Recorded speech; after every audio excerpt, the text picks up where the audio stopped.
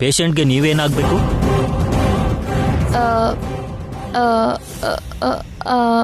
ಇವಳು ನಮ್ಮ ಮನೆ ಕೆಲ್ಸದವಳು. ಯಾಕೆ ಕೇಳಿದ್ರಿ? ಏನಿಲ್ಲ, ಟ್ರೀಟ್ಮೆಂಟ್ ಆಗೋದ್ರಲ್ಲಿ ಏನಾದರೂ ಆದರೆ ರೆಸ್ಪಾನ್ಸಿಬಿಲಿಟಿ ಹಾಸ್ಪಿಟ್ಲಿದ್ದಲ್ಲ ಅಂತ ನೋ ಅಬ್ಜೆಕ್ಷನ್ ಸರ್ಟಿಫಿಕೇಟ್ ಮೇಲೆ ನೀವು ಸೈನ್ ಮಾಡಬೇಕು.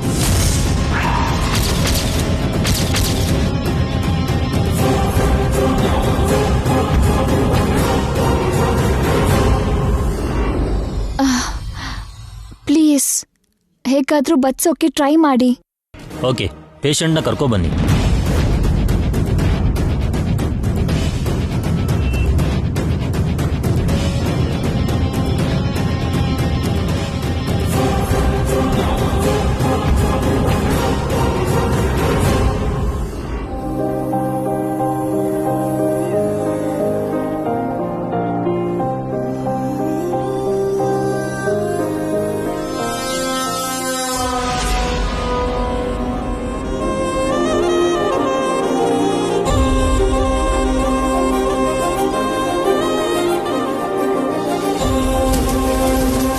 ನೋಡಿಮ್ಮ, ವಧೂವರರ ಜಾತಕದ ಪ್ರಕಾರ ಇವತ್ತು ಸರಿಯಾಗಿ 6ನೇ ದಿವಸಕ್ಕೆ ದಿವ್ಯವಾದ ಮುಹೂರ್ತ ಇದೆ.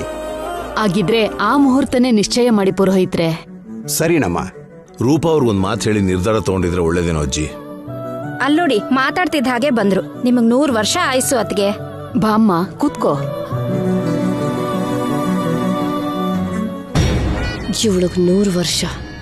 ನಾಳೆಯಿಂದ ಇವಳು ಮಗಳಿಗೆ ಎಷ್ಟು ದಿನಾನೋ? 6 ದಿನ ಆದ್ಮೇಲೆ ಒಳ್ಳೆ ಮುಹೂರ್ತ ಇದೆ ಅಂತ ಹೇಳ್ತಾ ಇದ್ದಾರೆ. ನಿಮ್ಗೆ ಒಪ್ಗೆ ತಾನೆ? ಮುಹೂರ್ತ ಚೆನ್ನಾಗಿದ್ರೆ ನಾಳೆನೆ ಮದ್ವೆ ಮಾಡಿದ್ರು ನನ್ಗೇನ್ ತೊಂದ್ರೆನೂ ಇಲ್ಲ. ನಾಳೆನೆ ತನ್ನ ಮಗಳಿಗೆ ಸಾವಿನ ಮುಹೂರ್ತ ಅಂತ ಗೊತ್ತಿಲ್ಲ ಪಾಪ. ಪುರೋಹಿತ್ರೆ, ಇನ್ಯಾಕ್ ತಡ ಮಾಡ್ತೀರಾ? ಬೇಗ ಲಗ್ನ ಪತ್ರಿಕೆ ಬರೀರಿ. ಹೌದೌದು, ಒಳ್ಳೆ ಟೈಮ್ ನೋಡಿ ಬರೀರಿ. ಊರಿಗೆಲ್ಲ ಹಂಚ್ಬೇಕು. ಇನ್ನು ಎಷ್ಟು ಕೆಲಸ ಇದೆ ಗೊತ್ತಾ? ನಾಣಿ, ಈ ಮದ್ವೆ ಕೆಲಸ ಎಲ್ಲ ನೀನೇ ಮುಂದೆ ನಿಂತು ನೋಡ್ಕೋಬೇಕು. ಅದನ್ನ ನೀವು ನನಗೆ ಹೇಳ್ಬೇಕಾ ಸರ್? ಎಲ್ಲ ನಾಣಿ ನೋಡ್ಕತಾನೆ. 5 ದಿನಕ್ಕೆ ಮದ್ವೆ, 5 ದಿನದ ಶಾಸ್ತ್ರನೂ ಮಾಡೋಣ. ನಾಳೆನೆ ಚಪ್ರ ಎಲ್ಲ ಹಾಕೋದಕ್ಕೆ ಏರ್ಪಾಡ್ ಮಾಡು ಜನಾರ್ದನ್. ಸರಿ ಅಜ್ಜಿ. ನಾಳೆ ಚಪ್ರ ಹಾಕ್ಸೋಣ. ನಾಡಿದ್ದು ಗೌರಿ ಪೂಜೆ, ವರಪೂಜೆ. ಆ ಮಾರನೇ ದಿನ ಸಂಗೀತ, ಮೆಹಂದಿ ಫಂಕ್ಷನ್. ಅಬ್ಬಬ್ಬಬ್ಬ, ಈ 5 ದಿನಾನು ಸಂಭ್ರಮನೇ ಸಂಭ್ರಮ. ಮತ್ತೆ ಶಾಪಿಂಗ್ ಯಾವಾಗ ಮೇಡಮ್? ಹೌದು, ಅದೊಂದು ಉಳಿದೋಗಿದೆ. ಮದುವೆ ಕಾರ್ಯಗಳು ಶುರು ಆದ್ಮೇಲೆ ಹುಡುಗ ಹುಡುಗಿ ಇಬ್ರು ಹೊರಗೋಗ್ಬಾರ್ದು.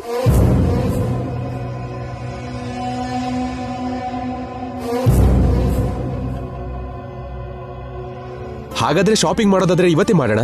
ಅದಕ್ಕೂ ಮೊದ್ಲು ನೀನು ನಿತ್ಯ ಗುಡಿಗೋಗಿ ತೆಂಗಿನಕಾಯಿ ಹೊಡಿಬೇಕು ಜೈ. ಯಾಕಜ್ಜಿ? ಅದು ನಮ್ಮ ವಂಶಾಚಾರ. ಸರಿ ಅಜ್ಜಿ, ಇವಾಗ್ಲೇ ಹೋಗ್ಬರ್ತೀವಿ. ಏನ್ ನಿತ್ಯ? ಅಷ್ಟೇ ಅಲ್ಲ, ಈ 5 ದಿನಾನು ನಿತ್ಯ ನಮ್ಮನೇಲೇ ಇರ್ತಾಳೆ. ಅಮ್ಮ ರೂಪ, ನೀನ್ ಕೂಡ ಇರ್ಬೇಕು. ಸರಿ ಅಜ್ಜಿ. ಇದ್ಯಾವ ತರ ಆಚಾರ ಅಜ್ಜಿ? ಯಾವಾಗ್ಲೂ ಅವ್ರವ್ರ ಮದ್ವೆ ಕೆಲ್ಸ ಅವ್ರವ್ರೇ ಮಾಡ್ಕೊಳ್ಳೋದು ಸಂಪ್ರದಾಯ ಅಲ್ವಾ ಏನ್ರಿ?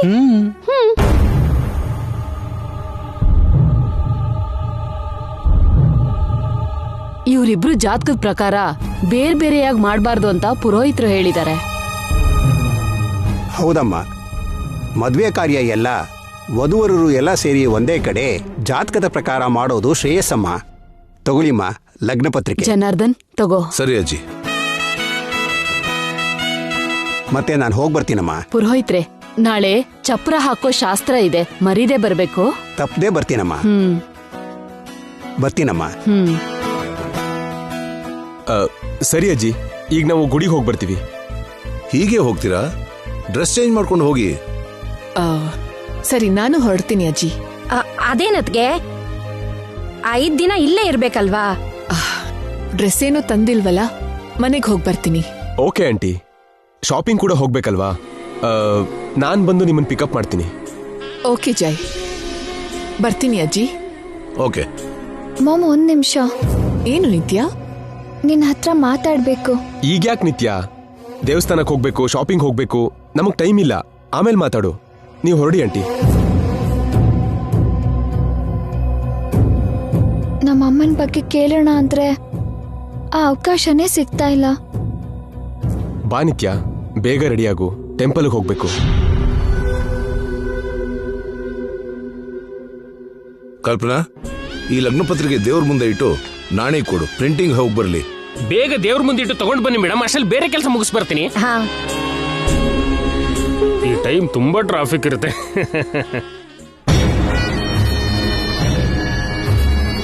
ಲಗ್ನ ಪತ್ರಿಕೆ ಅಲ್ಲ ಇದು, ಸಾವಿನ ಪತ್ರಿಕೆ.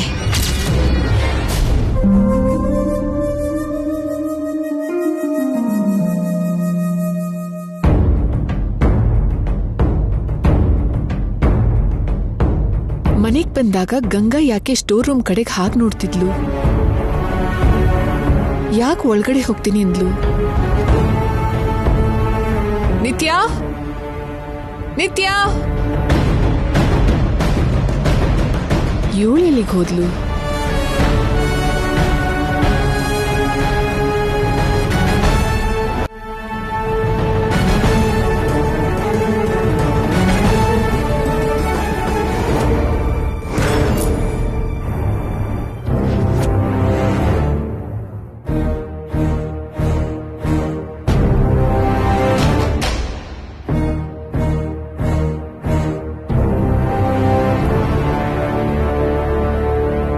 ಅಂದ್ರೆ ನಿತ್ಯ ಗಂಗಾ ಅವರಮ್ಮನ್ನ ಇಲ್ಲೇ ಕೂಡ ಹಾಕಿದ್ಲಾ?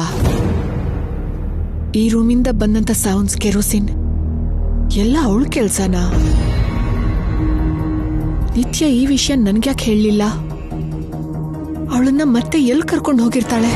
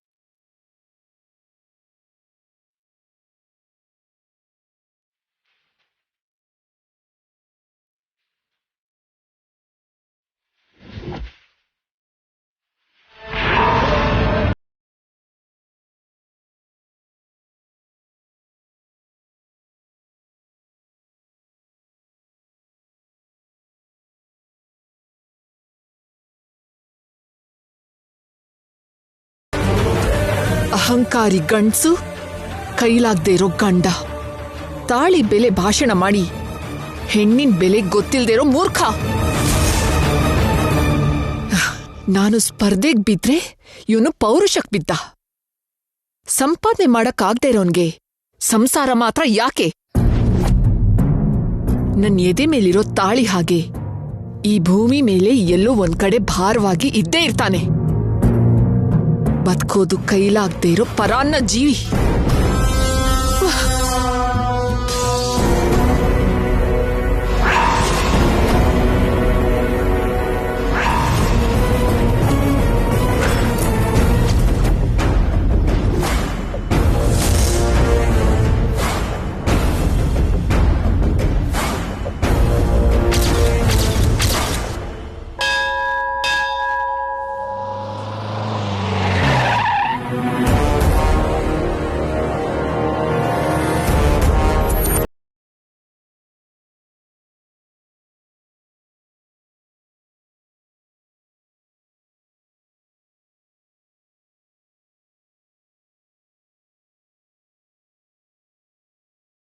ವಿದೇಶದಿಂದ ಬಂದವ್ರೆ ನಿಮ್ ಮನೆಯವ್ರ ಹತ್ರ ಹೋಗ್ತೀರಾ ಅನ್ಕೊಂಡ್ರೆ ಡೈರೆಕ್ಟ್ ಆಗಿ ಗುಡಿಗೆ ಬಂದಿದ್ದೀರಲ್ಲ ಸರ್.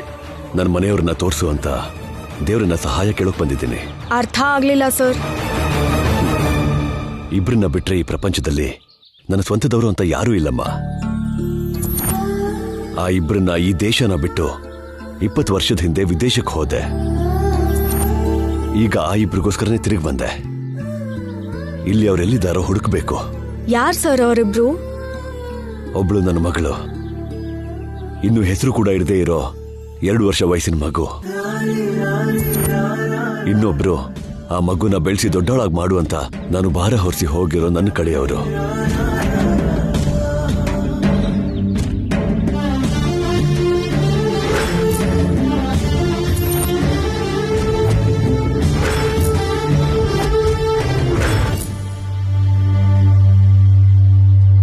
ಅವರಿಬ್ರೇ ನನ್ನವರು.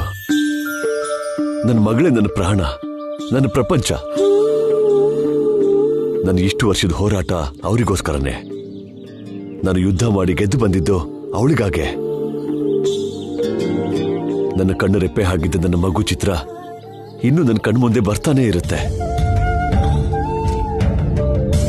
ಈಗ ಚೆನ್ನಾಗಿ ಬೆಳೆದು ದೊಡ್ಡವಳಾಗಿರ್ತಾಳೆ. ಯಾವಾಗ ಒಬ್ರಿಗೊಬ್ರು ಎದುರು ಬರ್ತೀವೋ, ಯಾವಾಗ ಒಬ್ರನ್ನೊಬ್ರು ನೋಡ್ತೀವೋ, ಆ ದೇವರೇ ನನಗೆ ಸಹಾಯ ಮಾಡಬೇಕು. ಈ ತಂದೆನ ಆ ಮಗುನ ಸೇರಿಸ್ಬೇಕು.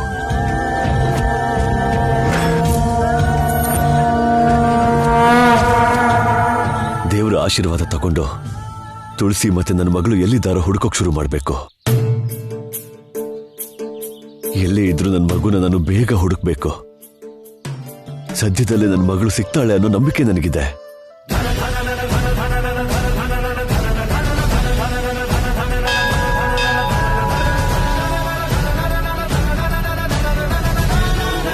ಹೋಗೋಣ ನಡಿ.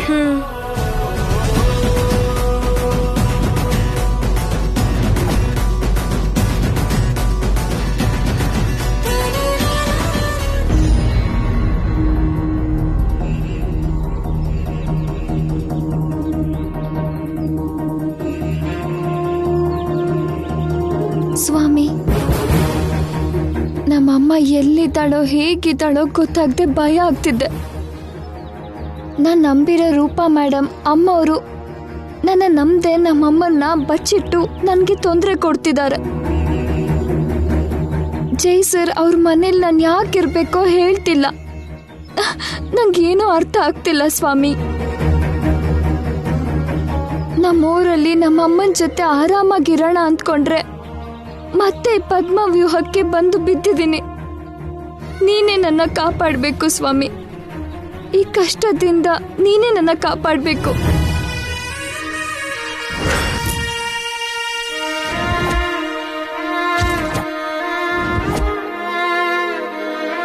ತಥಾಸ್ತು.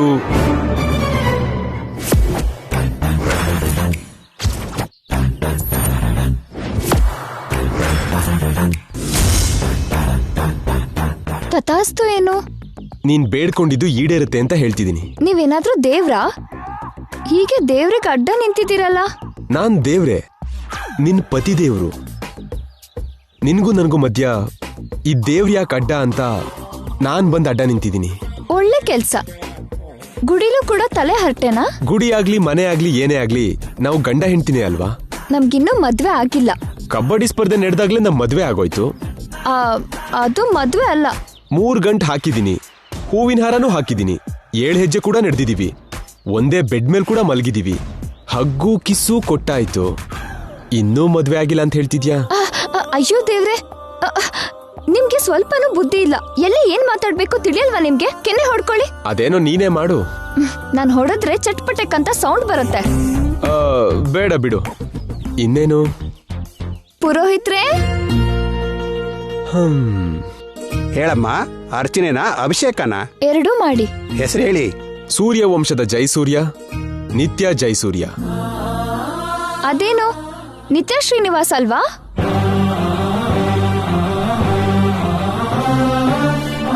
ಅಂದ್ರೆ ಮದ್ವೆ ಆದ್ಮೇಲೂ ನಿನ್ನ ಅಪ್ಪನ ಹೆಸರನ್ನೇ ಜೊತೆಗಿಟ್ಕೋತ್ಯಾ? ಇನ್ನು ಮದ್ವೆ ಆಗಿಲ್ವಲ್ಲ? ಆಗುತ್ತಲ್ಲ. ಆದ್ಮೇಲಲ್ವಾ? ಅಂದ್ರೆ ಆಗಲ್ಲ ಅಂತನಾ? ಆದ್ಮೇಲೆ ಅಂತ.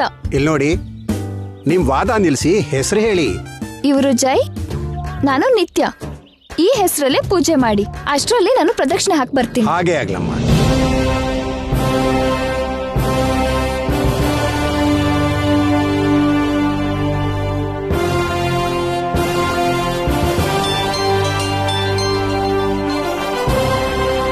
ಹಲೋ,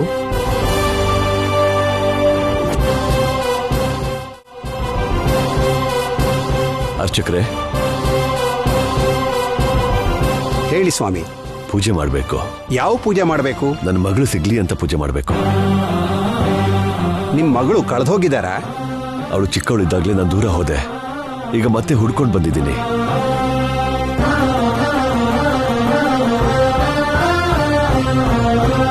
ದೇವ್ರು ಕಂಡ್ಬಿಟ್ರೆ ತಪ್ಪದೇ ಸಿಗ್ತಾರೆ. ಆ ದೇವರ ಆಶೀರ್ವಾದಕ್ಕೋಸ್ಕರನೇ ಬಂದೆ.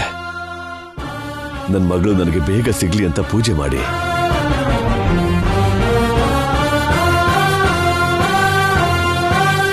ಸರಿ, ಆ ತೆಂಗಿನಕಾಯಿ ಪೂಜೆ ಸಾಮಗ್ರಿ ಇಲ್ಲಿ ಕೊಡಿ.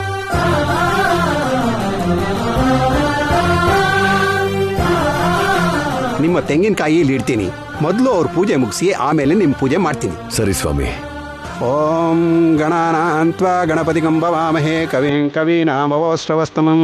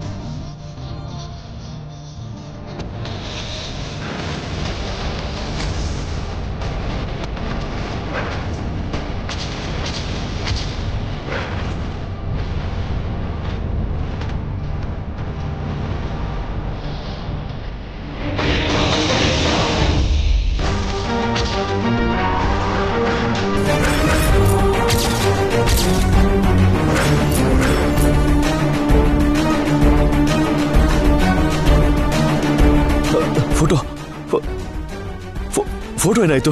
ಏನಾಯ್ತು ಸರ್? ಫೋಟೋ ಕಾಣಿಸ್ತಿಲ್ಲ. ಗಾಳಿಗೆ ಹಾರೋಯ್ತೋ ಏನೋ ಸರ್. ಓ ಗಾಡ್. ನೀನು ಅಲ್ಲಿ ನೋಡು, ನಾನು ಈ ಕಡೆ ನೋಡ್ತೀನಿ.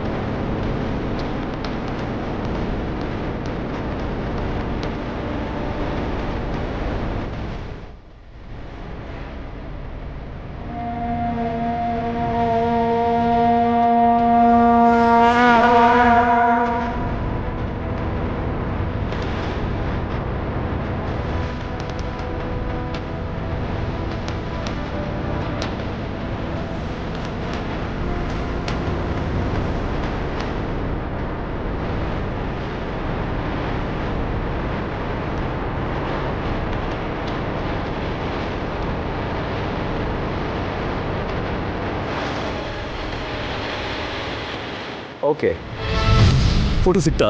ಇಲ್ಲ ಸರ್. ಅಯ್ಯೋ, ಏನಪ್ಪಾ, ನನ್ನ ಫೋಟೋ ಒಂದು ಮಿಸ್ ಆಗಿದೆ. ಇಲ್ಲೆಲ್ಲಾದ್ರೂ ನೋಡಿದ್ರಾ? ಸಾರಿ, ಏನ್ ಫೋಟೋ? ನನಗೆ ತುಂಬಾ ಬೇಕಾದವ್ರ ಫೋಟೋ. ಪೂಜೆ ಮಾಡಿಸೋಣ ಅಂತ ಆರತಿ ತಟ್ಟೆಲಿ ಇಟ್ಟಿದ್ದೆ. ಗಾಳಿಲೆಲ್ಲೋ ಹಾರ್ ಹೋಯ್ತು. ಮತ್ತೆ ಅದೇ ತರ ಫೋಟೋ ಬೇರೆ ಇಲ್ವಾ? ಒಂದೇ ಇದ್ದಿದ್ದಪ್ಪ. ಅದೇ ನನಗಿದ್ದಿದ್ದ ಏಕೈಕ ಆಧಾರ. ಅದಿಲ್ಲದೆ ಹೋದ್ರೆ ನನ್ನ ಪ್ರಾಣ ನನಗೆ ಸಿಗೋದಿಲ್ಲ. ಅಯ್ಯಯ್ಯೋ, ಏನ್ ಸರ್, ಅಷ್ಟು ವ್ಯಾಲ್ಯೂ ಅಂದ್ಮೇಲೆ 2-3 ಕಾಪಿ ತೆಗ್ದಿಡೋದೋ ಇಲ್ಲ ಫೋಟೋನೇ ಫೋಟೋ ತೆಗೆದು ಬೇರೆ ಕಡೆ ಎಲ್ಲಾದ್ರೂ ಸೇವ್ ಮಾಡ್ಕೊಳ್ಳೋದಲ್ವಾ? ಇನ್ನೊಂದ್ಸಲ ಹುಡುಕಿ, ಇಲ್ಲೇ ಎಲ್ಲೋ ಇರುತ್ತೆ. ಸರಿ, ನೀನು ಹೋಗಿ ಹುಡ್ಕೋ. ಸರಿ ಸರ್.